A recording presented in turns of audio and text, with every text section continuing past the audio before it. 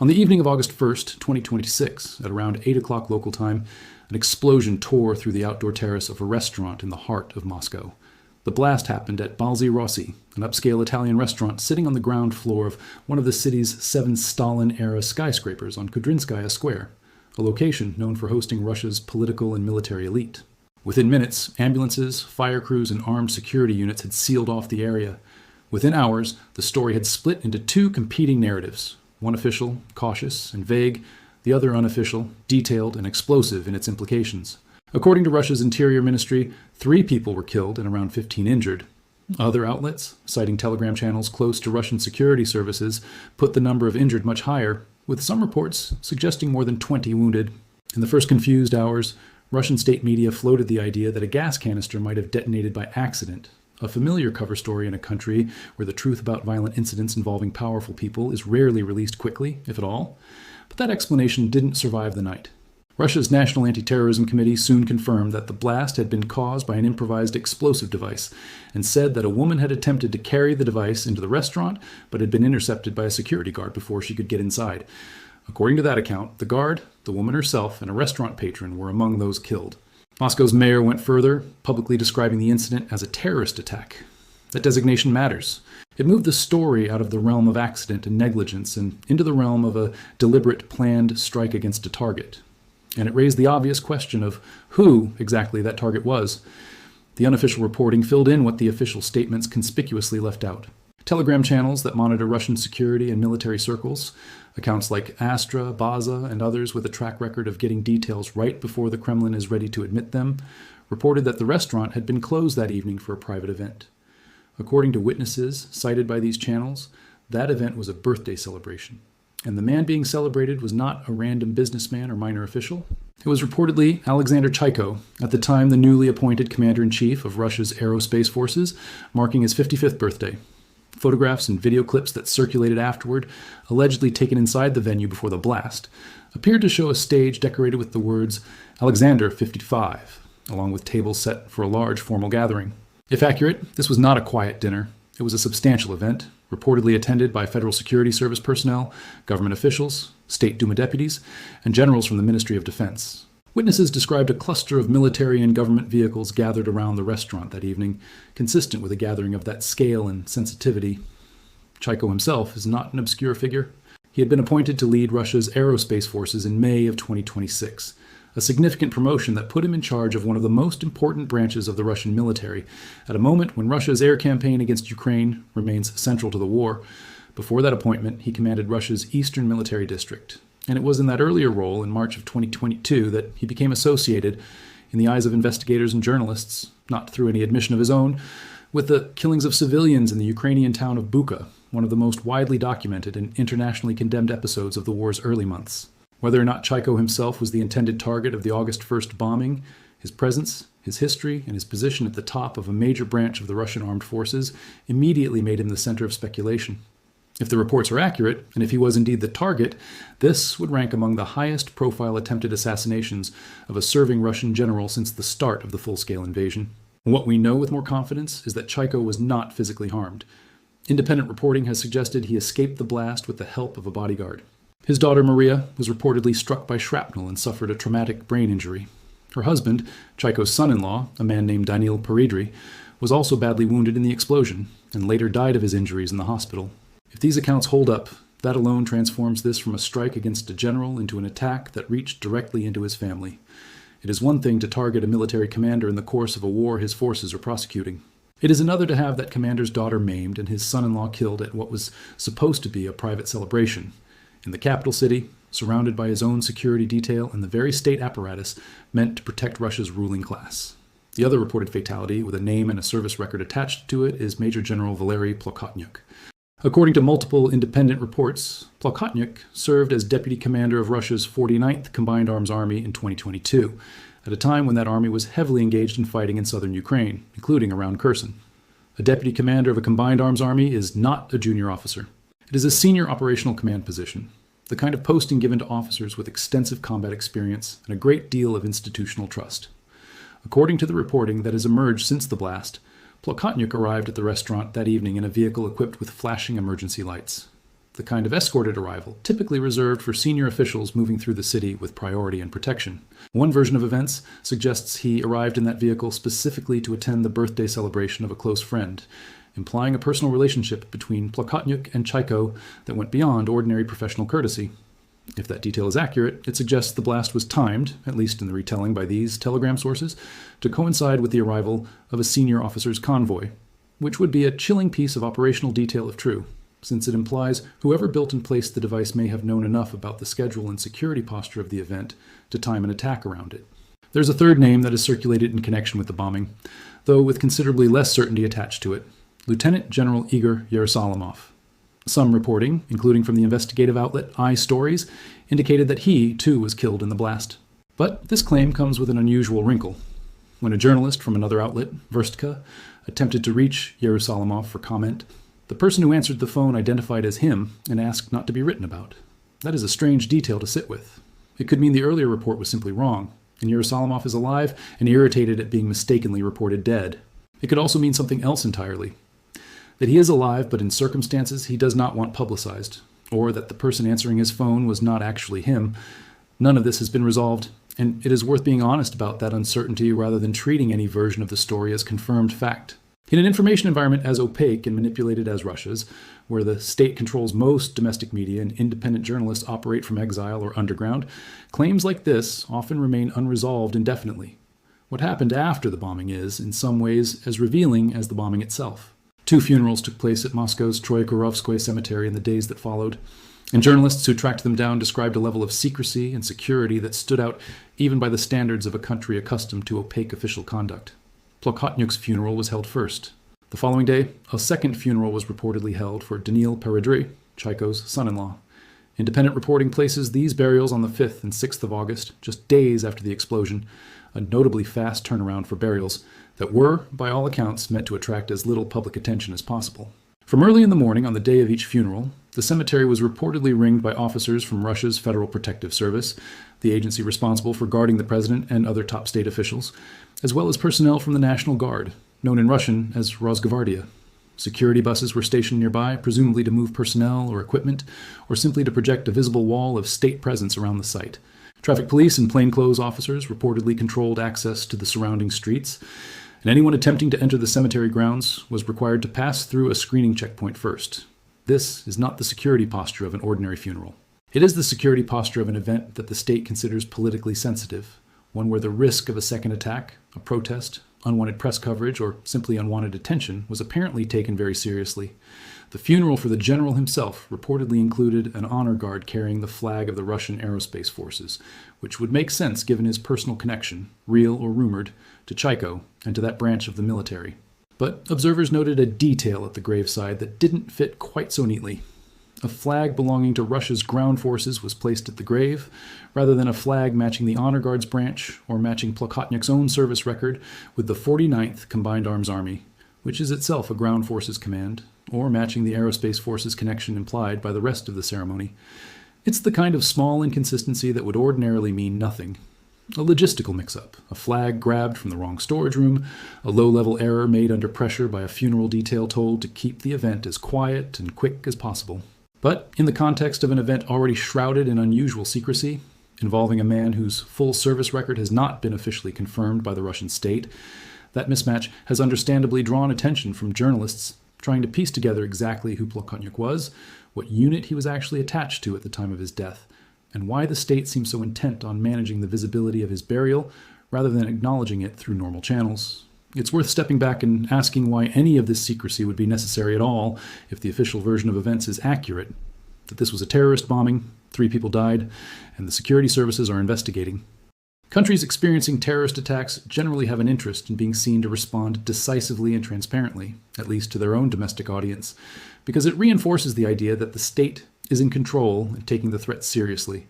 Instead, what we've seen here is a pattern of minimization, contradiction, and quiet burial. Initial reports blaming a gas leak, a slow, grudging admission that an explosive device was involved. No public naming of the victims by Russian authorities, even days later, despite that information being widely reported through independent channels. No acknowledgement from officials that a senior general and a well-connected businessman with family ties to the head of the Aerospace Forces were among the dead. and funerals conducted with the kind of security normally reserved for events the state actively wants to keep out of public view. This pattern is not without precedent, and understanding it requires looking at the broader context of violence against prominent war-connected figures inside Russia since the start of the full-scale invasion of Ukraine in 2022. The comparison that multiple outlets have drawn to the August 1st bombing is the killing of Vladimir Tatarsky in April 2023.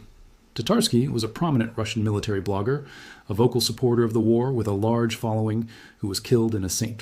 Petersburg cafe when a bomb concealed inside a small statuette, a bust that had apparently been gifted to him at the event, exploded in his hands. A woman was later convicted and sentenced to 27 years in prison for delivering that device. The method, an explosive concealed and delivered by hand, timed to detonate at a gathering of people connected to the war effort, targeting someone associated with the military and security establishment, bears an obvious resemblance to what happened at Balzy-Rossi. Tatarsky's killing was attributed by Russian authorities to Ukrainian security services working with an intermediary inside Russia, though the full picture of who ordered it and why has never been definitively settled in public reporting. There have been other incidents in the same category over the past several years. Daria Dugina, the daughter of the nationalist ideologue Alexander Dugin, was killed by a car bomb outside Moscow in August 2022, in an attack Russian authorities blamed on Ukrainian intelligence, though independent verification of that claim has been elusive.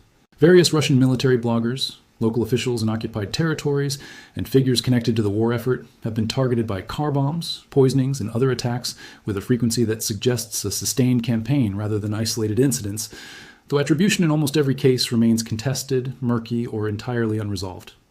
What connects these cases is not certainty about who is responsible, but a consistent pattern.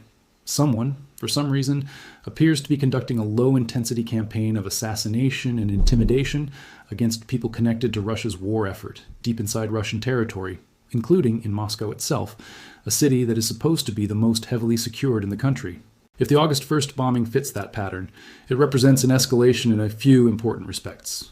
First, in scale and target selection, this was not a single individual walking down a street or attending a small gathering, but an event reportedly attended by dozens of senior military, security, and political figures, all gathered in one place. An attack at that kind of event, if it was deliberately targeted rather than opportunistic, would represent either a remarkable intelligence success for whoever planned it, or a remarkable security failure on the part of the people meant to be protecting Russia's military leadership, or both. Second, in the apparent willingness to accept significant collateral damage, Chaiko's daughter and son-in-law, along with restaurant staff and other guests who had nothing to do with the war, were caught in the blast alongside whatever combination of intended and unintended targets fell within its radius. Third, in what it signals about the vulnerability of Russia's senior military leadership, even within the country's own capital. At a private event surrounded by the kind of security personnel, off-duty Federal Protective Service officers, according to some of the Telegram reporting, who are supposed to represent the gold standard of protective services in Russia. For Vladimir Putin's government, an event like this creates a genuine dilemma. On one hand, acknowledging that a senior Aerospace Forces general's birthday party was bombed, with senior military casualties and grievous injuries to the family of the newly appointed head of an entire branch of the armed forces, is deeply embarrassing. It suggests that Russia cannot secure gatherings of its own senior officials in the middle of Moscow, more than 4 years into a war that has supposedly hardened the state's internal security apparatus. It also raises uncomfortable questions about who might have had the access and information necessary to plan and execute such an attack. Questions that inevitably point not only outward, toward Ukrainian intelligence services, which have demonstrated significant reach and sophistication in operations inside Russia throughout the war, but potentially inward, toward the possibility of insider involvement, given how much operational knowledge about the event's location, timing, and guest list would have been required. On the other hand, staying silent, minimizing the story, and burying the dead quietly carries its own costs. It fuels speculation. It signals to Russia's own elite that even the state's confirmation of what happened to their colleagues cannot be relied upon, which is corrosive to morale and institutional trust in exactly the kind of environment, the senior officer corps and security services, where trust in the chain of command matters most. And it hands a propaganda opportunity to anyone who wants to portray the Russian state as either incapable of protecting its own leadership or actively complicit in covering up the truth about an attack that succeeded against its own security services' failures. There's also a question worth raising about internal Russian politics and rivalries, separate from the war with Ukraine entirely. Russia's security services and military command structures have long been characterized by intense factional competition, rivalries between different agencies and commands, and periodic purges or sidelining of officials who fall out of favor. Any high-casualty, high-profile attack on a gathering of senior officials inside Moscow will inevitably generate suspicion, whether justified or not, that domestic rivals could have had a hand in it, either by facilitating an external attack through negligence or complicity, or through some more direct form of involvement. Russian authorities have not offered any public theory along these lines, and there is no confirmed evidence supporting such a scenario over the more straightforward explanation of an externally directed attack. But the secrecy surrounding the funerals, the reluctance to name the dead, and the unusual security measures at the burials are all consistent with a state that is worried about more than just public panic. They are consistent with a state that may be uncertain itself about exactly what happened, who was responsible, and who else might be implicated. It's also worth considering what this event tells us about the daily reality faced by senior Russian officials more than 4 years into the war. Gatherings like the one at Balzy Rossi, closed-door birthday parties for senior commanders, attended by other generals, security officials, and politically connected guests, are by their nature exactly the kind of soft target that a determined and well-resourced adversary would want to identify and strike. They combine high-value targets with relatively relaxed security compared to an official state function, because they are private and social rather than official and formal. If Ukrainian intelligence, or any other actor with the sophistication to plan such an operation, has demonstrated the ability to identify, penetrate, and strike this kind of gathering, it suggests that Russia's senior leadership may need to fundamentally rethink how it manages private events, off-the-record celebrations, and informal gatherings of senior personnel, because the assumption that such events are safer, precisely because they are less publicized, may no longer hold. The unresolved detail about the mismatched flag at Plokhotnyuk's graveside is a small thing in the scheme of a story involving multiple deaths and a possible assassination attempt against one of Russia's most senior military commanders. But small inconsistencies like that often matter in stories like this one, precisely because the Russian state has chosen not to provide an official, detailed account of what happened. In the absence of that official account, journalists and observers are left to read meaning into every available fragment. The choice of cemetery, the timing of the burials, the composition of the security detail, the branch of service represented by the flags, the presence or absence of official condolences, the silence from the Ministry of Defense about the death of one of its own senior officers. None of these fragments, individually, proves anything definitive. Collectively, they paint a picture of a state that is treating this event as far more sensitive and far more dangerous to its own narrative than a routine terrorist attack with 3 confirmed civilian casualties would normally warrant. As of now, several things remain genuinely unresolved and deserve to be treated with appropriate caution rather than presented as settled fact. Whether Alexander Chaiko himself was the intended target of the attack, or whether the device was aimed more broadly at the gathering as a whole, has not been confirmed by any independent or official source. The full circumstances of Valery Plokhotnyuk's death, including the claim that he arrived by a vehicle with flashing lights, and any claim that his arrival was specifically timed to or targeted by the blast, rest on unverified reporting from Telegram channels and should be understood as such. The status of Igor Yerusalimov remains genuinely unclear, given the conflicting reports of his death and the strange phone call in which someone identifying as him asked not to be written about. And Russian authorities have, as of this reporting, not publicly confirmed the identities of any of the dead beyond the vague description of a security guard, a female attacker, and a restaurant patron, meaning that everything involving named generals, birthday celebrations, and family connections to Chaiko comes from independent and social media reporting the Russian officials have neither confirmed nor denied. What can be said with more confidence is this: an explosive device, carried by a woman, detonated outside a restaurant in central Moscow on the evening of August 1st, 2026, killing at least 3 people and wounding many more in what Moscow's own mayor described as a terrorist attack. The location and timing strongly suggest, based on multiple independent sources, that the attack coincided with a private birthday celebration, attended by senior figures in Russia's military and security establishment. In the days that followed, funerals conducted with extraordinary secrecy and heavy security took place at a cemetery known for burying members of Russia's political and military elite, and the officially unconfirmed identities of the dead point towards senior military casualties, including a general with direct combat experience in the war against Ukraine. Taken together, this is a story about the vulnerability of a war-making state's own inner circle, about the gap between official Russian narratives and the reality that leaks out through independent channels, despite the state's best efforts at control, and about the broader pattern of violence that has touched Russia's military and political class throughout this war, a pattern that, whatever its ultimate source or sources, suggests that the front lines of this conflict are not confined to the trenches of eastern and southern Ukraine, but extend, in ways the Kremlin would clearly prefer to keep hidden, into the restaurants, cemeteries, and private gatherings of Moscow itself. For now, the questions outnumber the answers. Who built the device and how it was smuggled into a heavily attended private event remains unexplained. Who exactly died and what their full service records were remains only partially confirmed. Why the state has chosen secrecy over transparency, even toward its own domestic audience, remains a matter of inference rather than official explanation. And what this attack, if it was indeed aimed at senior military leadership, signals about the security of Russia's war effort and its command structure going forward, is something that will likely only become clearer with time, further reporting. And if history with similar incidents in this war is any guide, probably not from any official statement the Russian government chooses to make. It's worth spending a little more time on the choice of burial ground itself, because Troyekurovskoye cemetery is not a neutral location. It is one of a small number of cemeteries in Moscow where senior military officers, intelligence officials, cultural figures, and members of the state elite are traditionally interred, alongside a military section reserved specifically for soldiers killed in action. Being buried there, rather than in a family plot or a regional cemetery closer to an officer's hometown, is itself a marker of status and institutional recognition. In ordinary circumstances, a general's burial at a cemetery like this would be accompanied by public acknowledgement, an obituary in a state-run outlet, a statement from the Ministry of Defense, perhaps a mention from a regional governor or a fellow officer. The near-total absence of any such public acknowledgement for Plokhotnyuk, despite the burial taking place at a location reserved precisely for people whose service the state wants to honor and remember, is one of the more telling contradictions in this entire episode. The state is willing to grant him the symbolic honor of the location, but not the practical honor of a public accounting of how and why he died. That combination, private ceremony, heavy security, an honor guard yet total public silence, reads less like an oversight and more like a deliberate choice to control the narrative by controlling access to information altogether, rather than by shaping the information that is released.